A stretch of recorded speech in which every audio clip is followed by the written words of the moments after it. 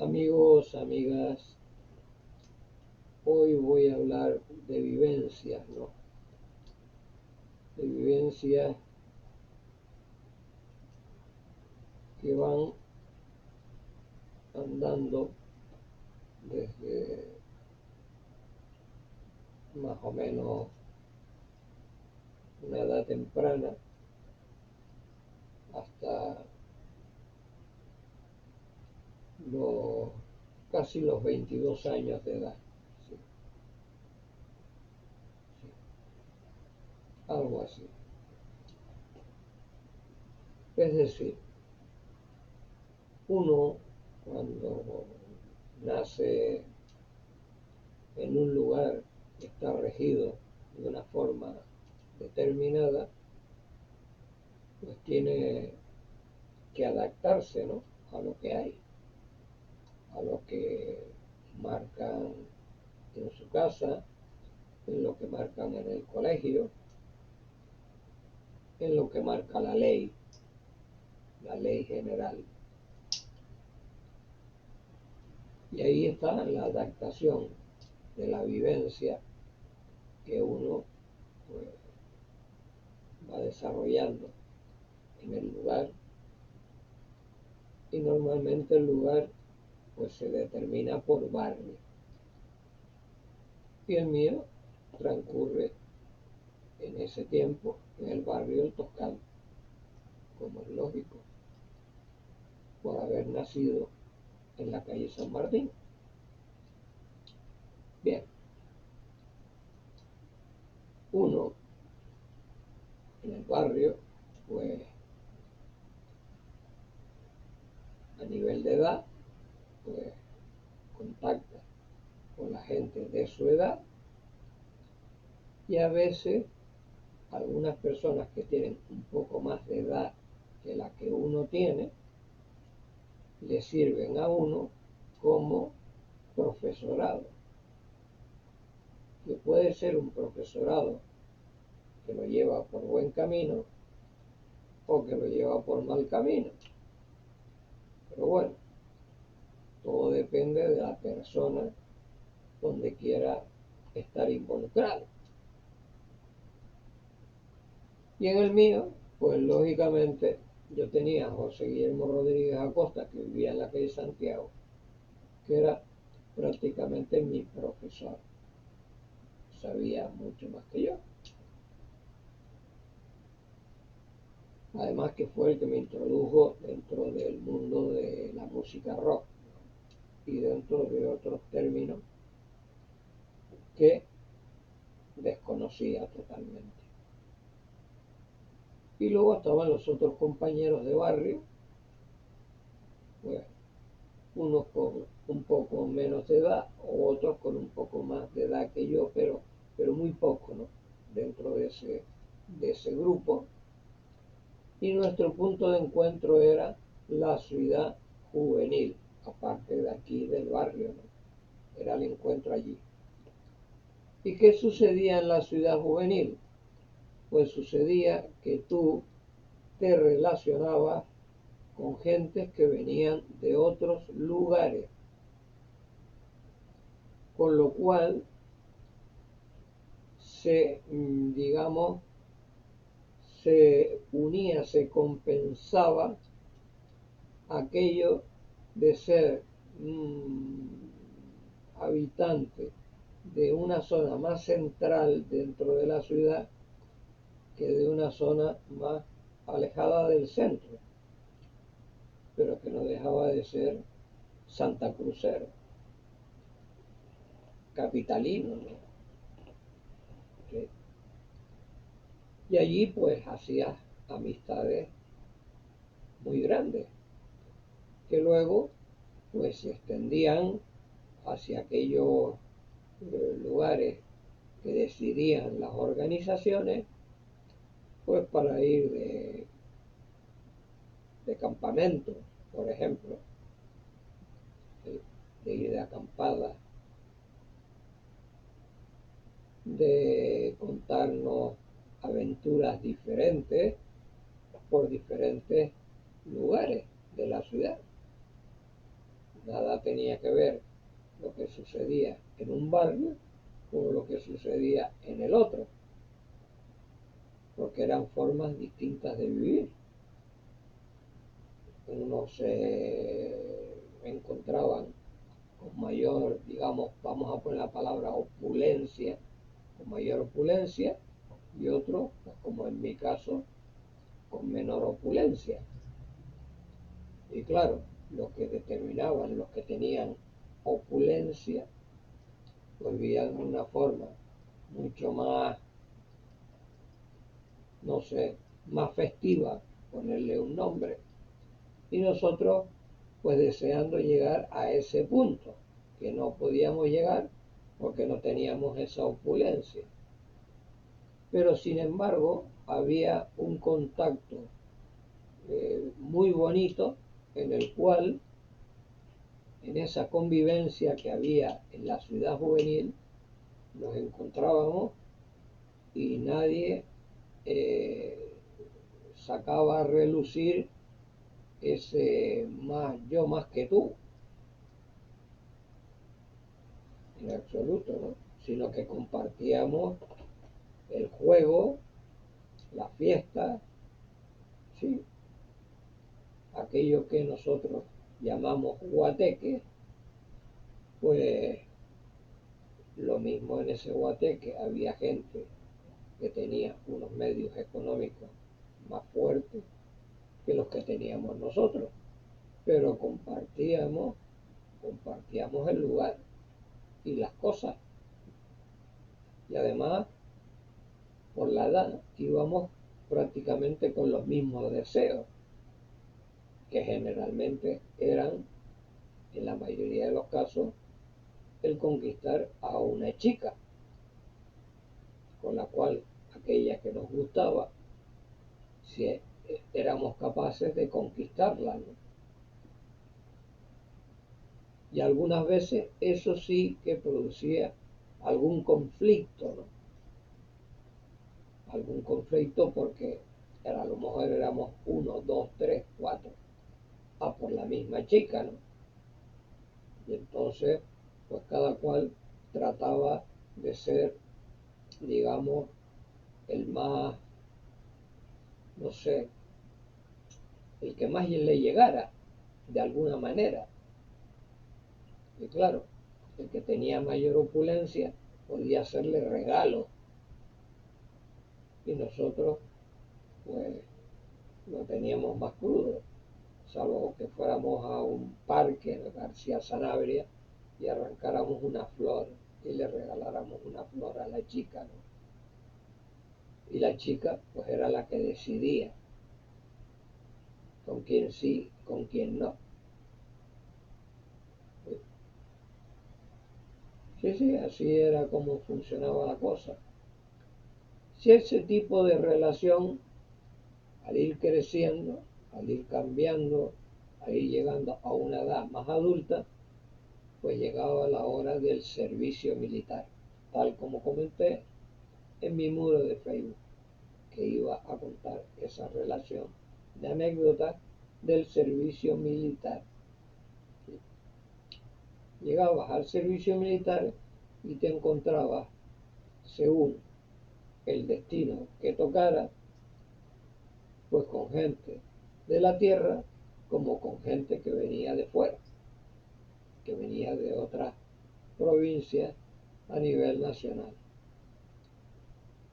Y como había una relación que no solo existía en Tenerife, en la ciudad juvenil, sino que era una extensión por todo el territorio nacional, pues el contacto era más fácil de llevar a cabo con personas que habían tenido anteriormente ese tipo de relación en esos lugares, ya fuera a través del deporte, del aeromodelismo, del karate, del balonmano, del baloncesto, del voleibol, de lo que fuera. Tenía ese contacto. Y yo, pues claro, yo tuve, pues, digamos, eso que yo no quería tener, pero que las madres, como madres, siempre quieren el bien de sus hijos, ¿no?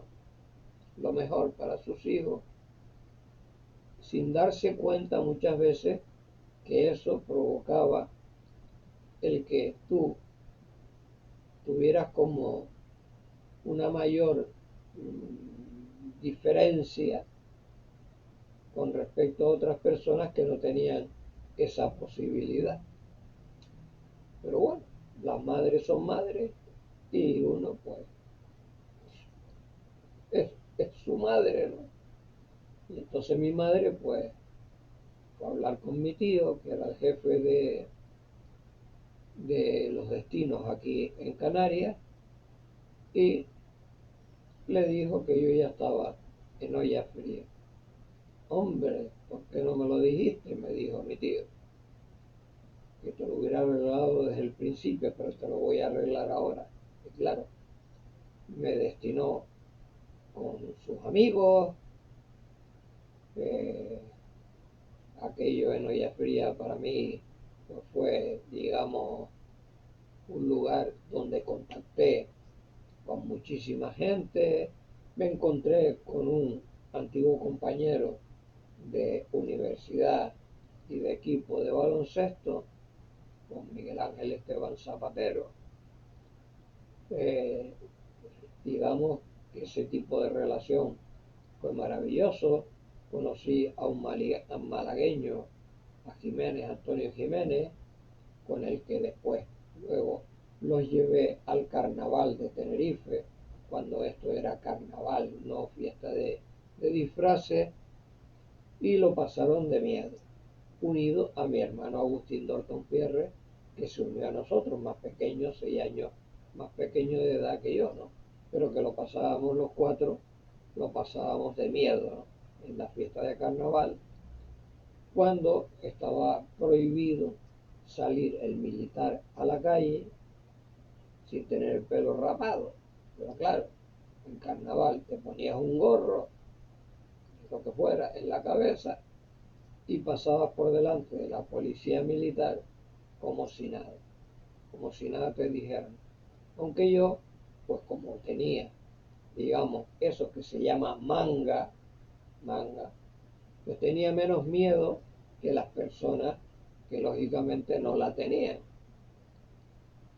Y eso me llevó, en principio, cuando salí de olla fría, al cuartel de La Laguna, al lado del Cristo de la Laguna. Vivo allí.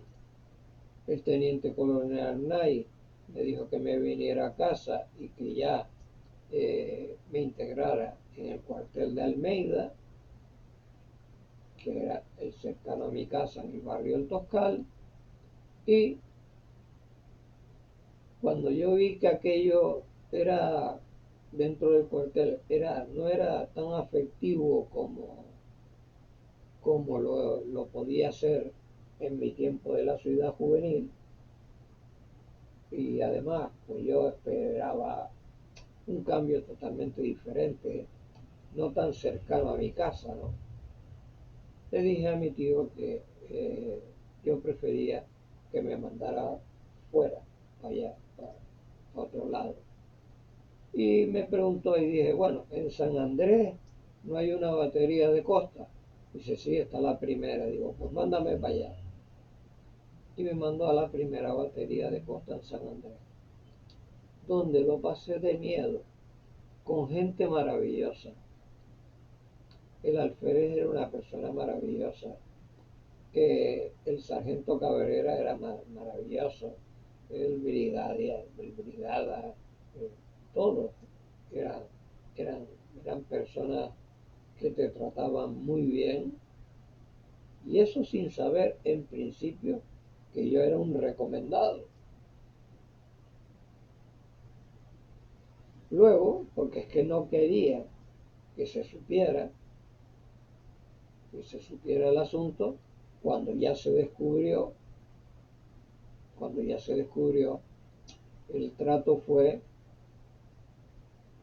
un poco diferente, sí, porque yo ya hacía, digamos, me movía de una forma diferente dentro de la primera batería de costa, ¿no? Sí. Y claro, una de las cosas importantes allí era que tú siguieras manteniendo ese nivel que habías adquirido en la ciudad juvenil. Y yo lo adquirí con Rafael Arado, que allí estaba de Cabo Furriel. Y luego lo adquirí con Hormiga, que desgraciadamente falleció. Una noche estábamos allí cantando, divirtiéndonos, ¿no? Dentro mismo de donde están las literas y todo eso.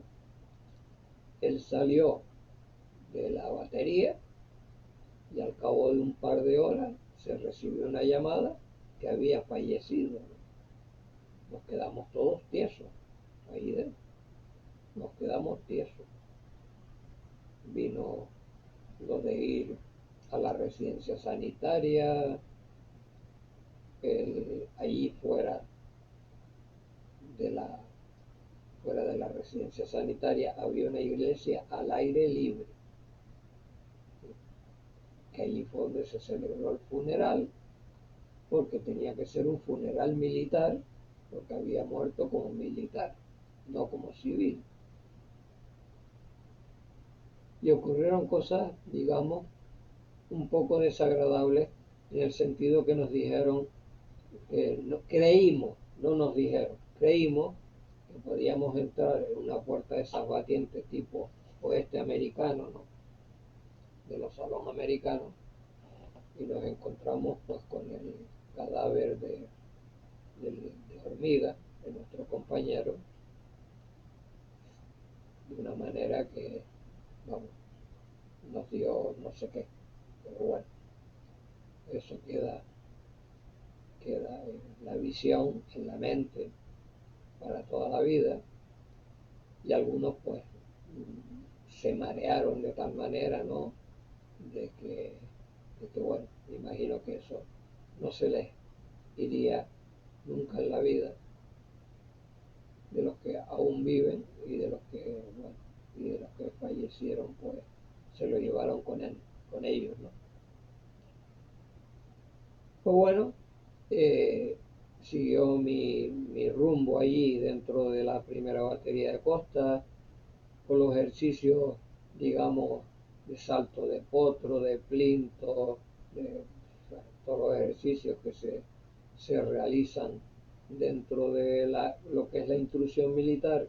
Y luego estaba el meternos en la playa de las Teresitas, toda de arena negra, con callaos, ¿no?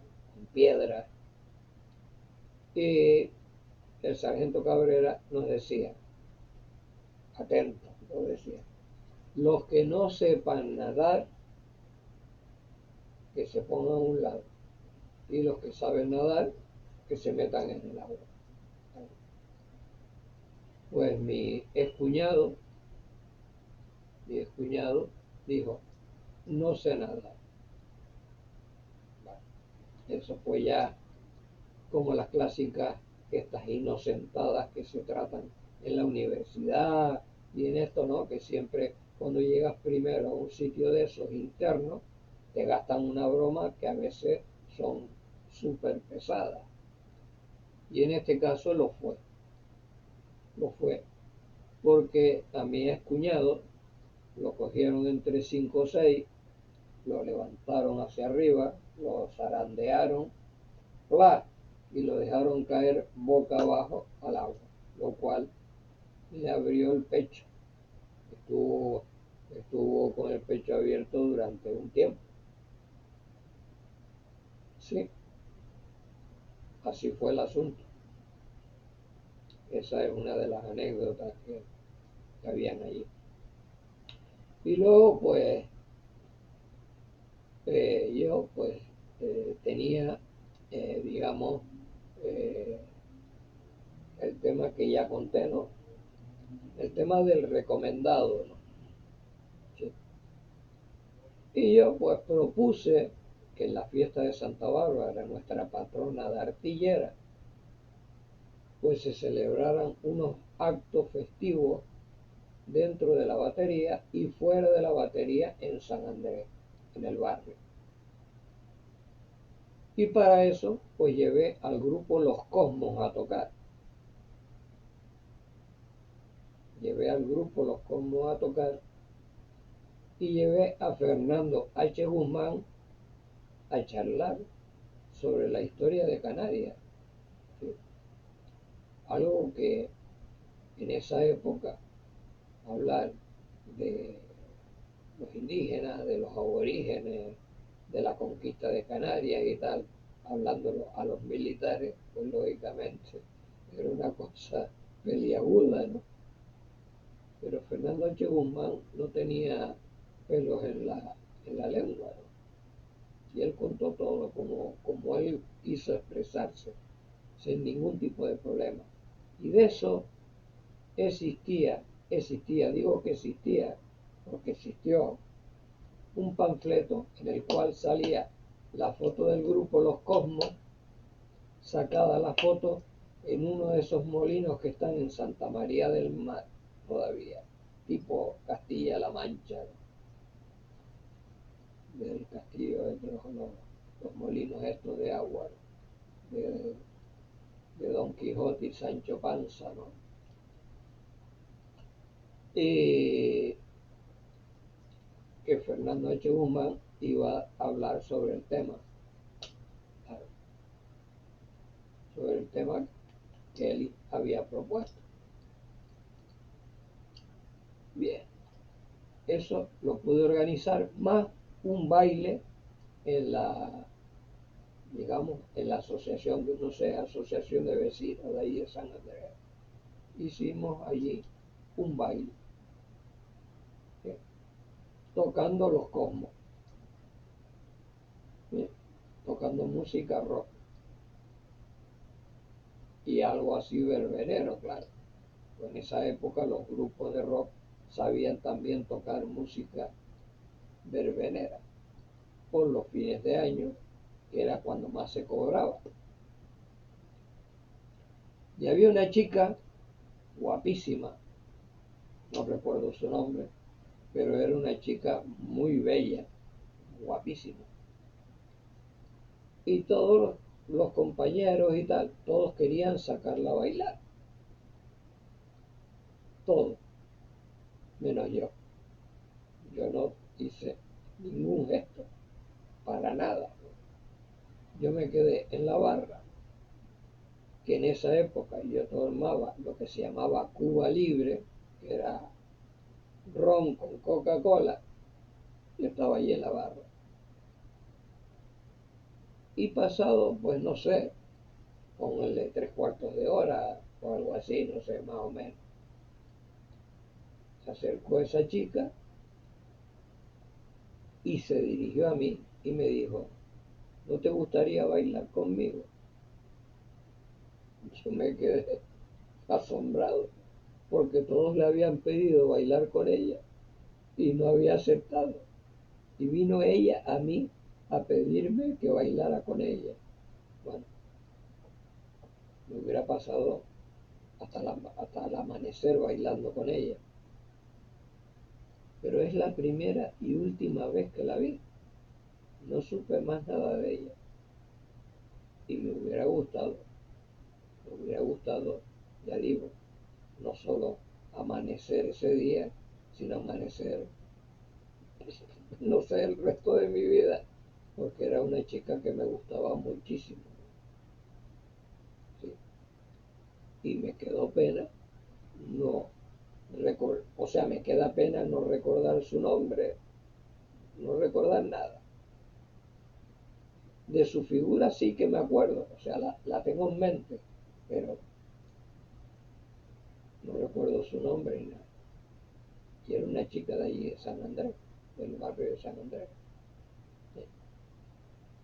Pues bueno, la cosa continuó hasta que llegó el momento de la licencia. Llegó el momento de la licencia, pero antes de llegar a la licencia hubo una tromba de agua enorme, ¿no?, aquí en Santa Cruz. Y corría por el barranco que está al lado de la batería y desemboca en el mar allí. Una corriente de agua que iba a una velocidad tremenda. Y ese día habían ocurrido dos cosas. Una, que yo iba a Almeida, recogía las cartas y el pan en, en una furgoneta Citroën, Canela, claro, del ejército. Y ese día yo no sé las causas por qué. Lo único que llevaba en la bolsa de costado era las cartas. Y en vez de ir en la Citroën, fui en la guagua. Cogí la guagua. Y de repente de la montaña cayó una roca que se cogía media vía, enorme. La guagua, menos mal que frenó como unos 70 metros antes de la roca donde había caído.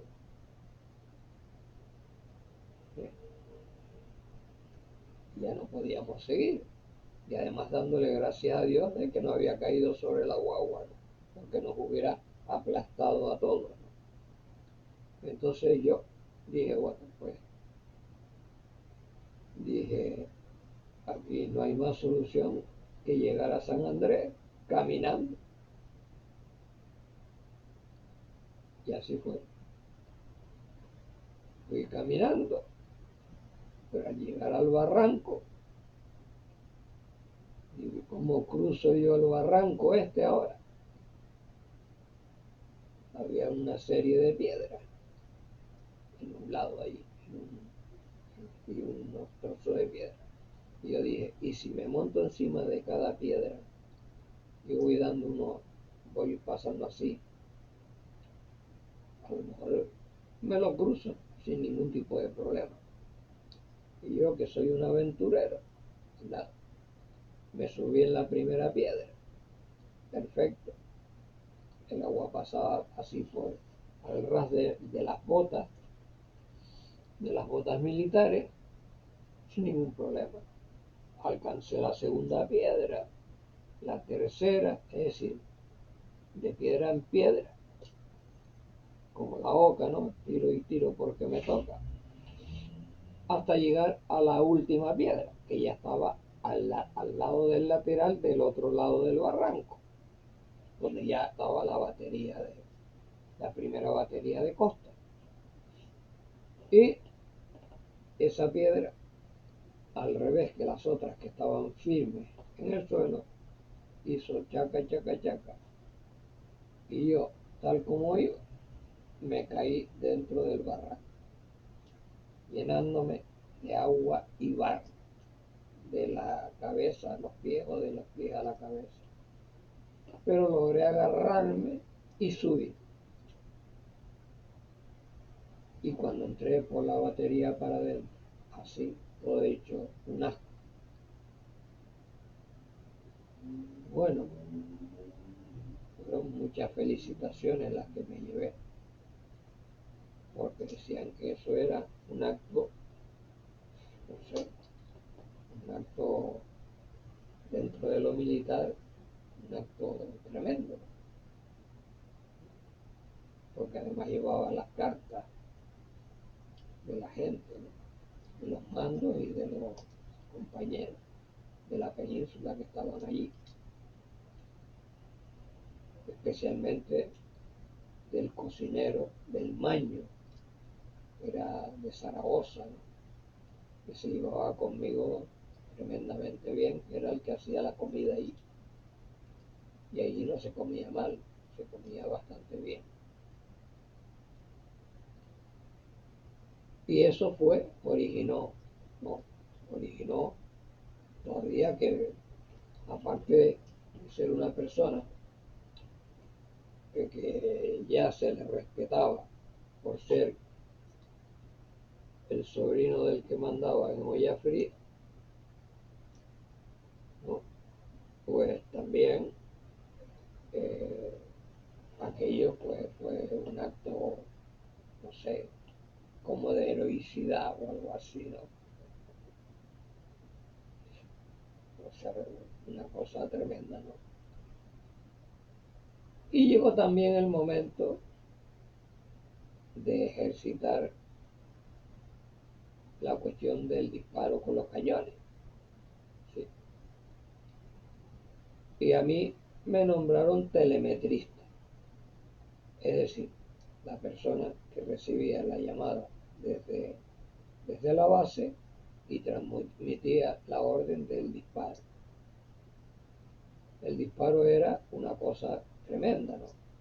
Primero por el taponazo y segundo porque soltaba azufre y eso te dejaba, ¿no?, el olor, todo, tremendo, ¿no? Y dentro de esa anécdota, creo que era el padre Onofre, creo que era el nombre, ¿no? Onofre, que era el cura de San Andrés. Se le ocurrió venir en el momento de los disparos a, a la batería. Y cuando llegó allí, como para subir a la batería, no podía subir por otro lado. Intentó subir por donde estaba todo el risco, toda la parte de risco. Y en ese momento hubo un disparo. Y ya digo que el retroceso del cañón, que soltaba azufre, además soltaba como una especie de ventolera, ¿no? Y cogió al padre Onofre y lo hizo descender por la ladera para abajo. Y creo que se le rompió la sotana, ¿no? Toda la sotana y se alumió todo, ¿no? Arañado todo. Es decir, son un sinfín de anécdotas, un sinfín de anécdotas que hoy, hablando de vivencia entre lo que fue el compañerismo en la ciudad juvenil y el compañerismo en el servicio militar, quiero decir que fue crear un ambiente que hoy no se crea en absoluto. No se ve. Yo no lo veo aquí en el barrio, ni en los barrios. No, no lo veo. Solamente lo conservamos los adultos. Pero en gente joven, lo único que se ve es cuando se reúnen para el botellón y todas estas cosas, ¿no? Pero más bien yo creo que es a nivel familiar, no a nivel de barrio entre los vecinos de cada vivienda, ¿no? Sino, ni además un señor que viene de otro barrio o una señorita que viene de otro barrio, ¿no?, y se une a una masa de personas de otro barrio que se van a eso, porque además ni cine hay donde ir, salvo que vayas al Primar, no sé. Es una forma distinta, muy distinta de vida, ¿no?, en la cual, pues claro, los adultos eh, pensamos que esta juventud de hoy en día pues tiene unas características totalmente muy distintas a las que nosotros llevamos a cabo. Y yo por eso eh, me quedo, me quedo, me quedo siempre y me quedaré siempre con lo que yo viví. ¿Sí? No todos fueron momentos buenísimos, hubieron momentos también como en todo en la vida en los que pues, no lo pasas tan bien, pero lo superas, sigues viviendo y sigues apuntándote mucho más a lo positivo, al recuerdo de lo positivo, que a esos pequeños momentos malos que quieres, vamos, que te vienen, pero que no les das la misma importancia que a esos momentos de confraternidad, de amistad, que muchas veces te das cuenta de que eres culpable de perder